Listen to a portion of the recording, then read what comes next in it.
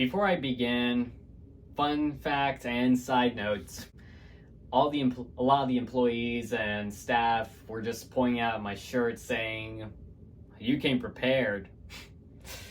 They were also nice and just complimenting my shirt, and I always come prepared when it comes to, well, seeing a movie on the big screen. I'll roll my title card, please.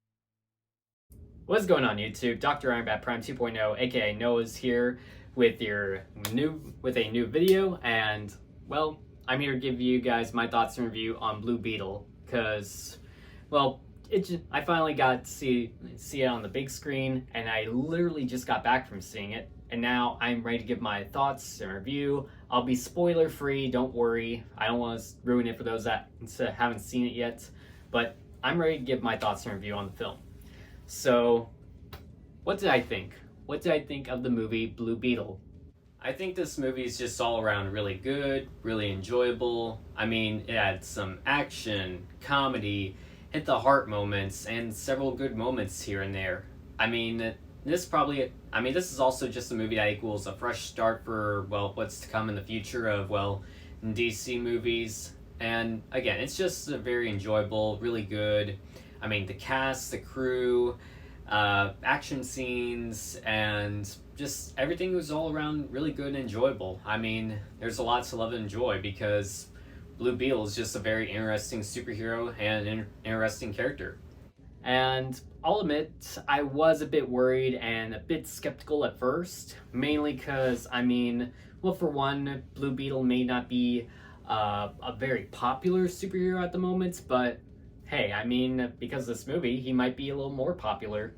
I mean, mostly because, well, he's one of those underrated superheroes that doesn't get a whole lot of on-screen action. But hey, I've enjoyed I know this character very well. I grew up reading the comics and just, well, learning everything about him here and there, seeing him in a dozen cartoons.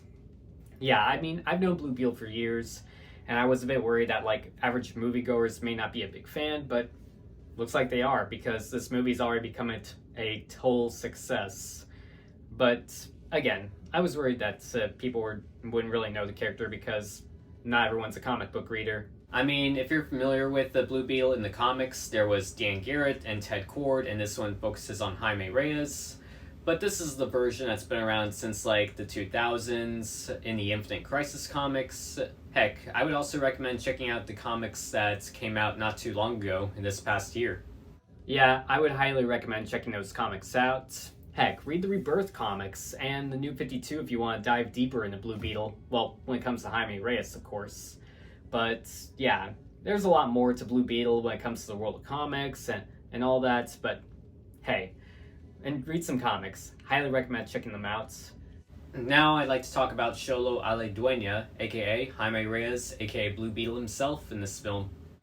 I'll admit he was just all around perfect, great, and I think he nailed the role. I think he did a successful job playing Jaime Reyes.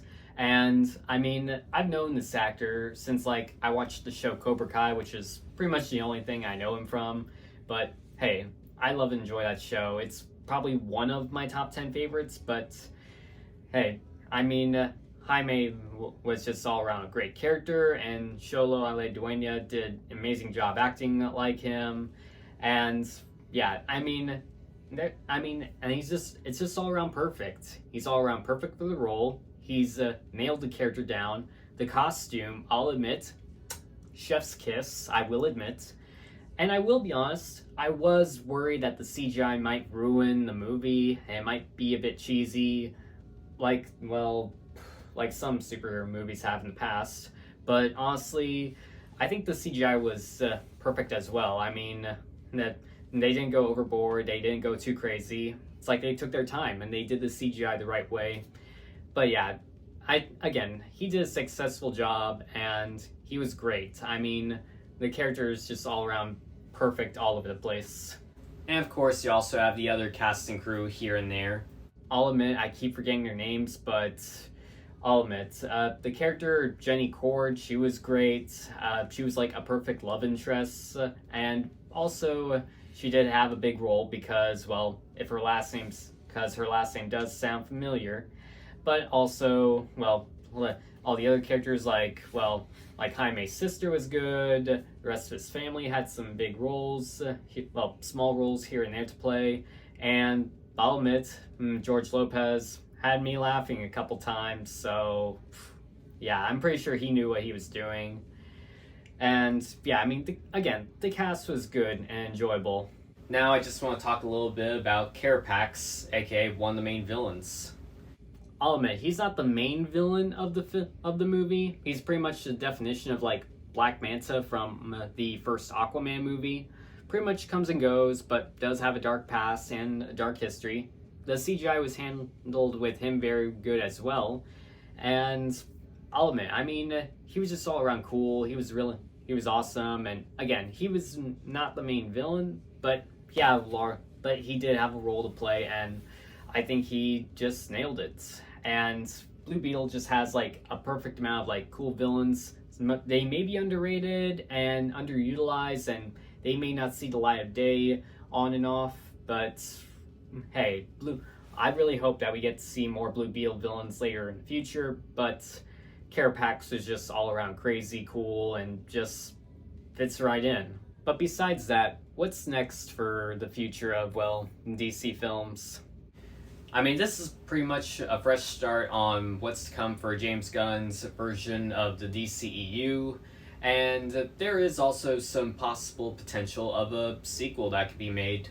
And no spoilers, but I will say this, there is a post-credits for a possible sequel, which is something I really want and, well, Daddy needs.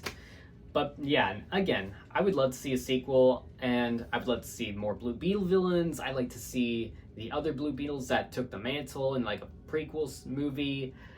Again, I would love to see that, and this is also the beginning of James Gunn's version of DC movies going forward, so yeah, this is a hero that we're going to see right next to our next Batman, our next Superman, Booster Gold, and just everything that comes next in the future of DC films. So yeah, looks like we're in for one hell of a treat. So just wrapping my thoughts to a close, well, overall, again, really enjoyed this film, really loved it. Everyone's nonstop talking about it, but just some questions that some of you might ask. Why I say it's Oscar winning? I don't know yet if I'd say that, but I need some time to think about that.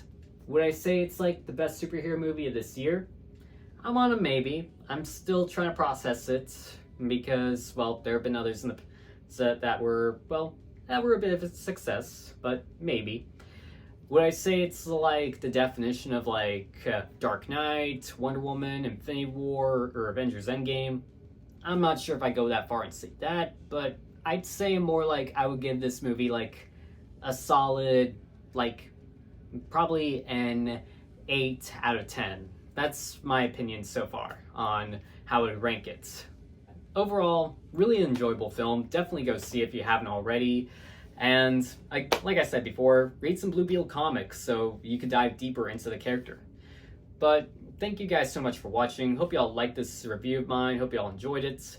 And just to wrap up this video, don't forget to like, subscribe, comment, hit the bell. It would be very supportive. I would really appreciate it if you guys did that for me if you haven't already. But also don't forget to follow me on like my Instagram, my TikToks, my Twitter. Follow me on all my social media stuff, and I just might follow you guys back.